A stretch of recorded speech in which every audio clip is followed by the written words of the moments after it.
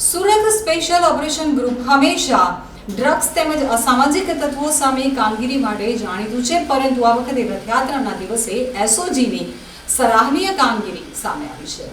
Surat special operation group હંમેશા drugs કેસો અને અસામાજિક પ્રવૃત્તિઓ ઉપર કાર્યવાહી કરવા માટે જાણીતું છે, પરંતુ રથયાત્રાના દિવસે એસઓજી પોલીસ સ્પેશિયલ કામગીરી કરતી જોવા મળી હતી.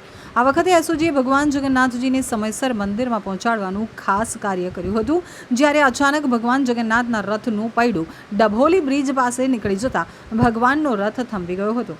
તો સ્પેશિયલ ઓપરેશન ગ્રુપના તમામ પોલીસકર્મીઓ તરત જ ભગવાન જગન્નાથ, બહેન સુભદ્રા અને ભાઈ બલરામને સ્પેશિયલ ઓપરેશન ગ્રુપના ડીસીપીના સરકારી વાહનમાં બેસાડી મંદિરે લઈ ગયા હતા.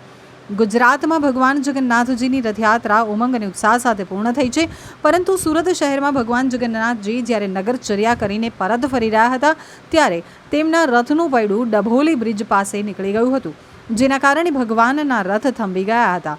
ભગવાન શ્રી જગન્નાથજીને નિજ મંદિરે સમયસર કઈ રીતે પહોંચશે તે પ્રશ્ન ઊભો થયો હતો, કારણ કે ભગવાનનો રથ આગળ વધી શકે તેમ ન હતો. તેમને સમયસર મંદિર પહોંચાડવાના હતા. ભગવાન સમયસર કઈ રીતે પહોંચશે તે અંગે લોકો વિચારી જ રહ્યા હતા, ત્યારે સુરત સ્પેશિયલ ઓપરેશન ગ્રુપ ભગવાનને મંદિરે સમયસર પહોંચાડવાની નેમ સાથે ભગવાનના સારથી બની અને સામે આવ્યા હતા. તો સુરત શહેર એસઓજીના ડીસીપી રાજદીપસિંહ નક્કુમના સરકારી વાહનમાં ભગવાન જગન્નાથ, બહેન સુભદ્રા અને ભાઈ બલરામની પધરામણી કરાવી તેમને વિરાજમાન કરી ભગવાનને તેઓના નિવાસસ્થાન એટલે કે તેમના નિજ મંદિર સમયસર પરત મોકલવાનો રૂડો પ્રસંગ બન્યો હતો.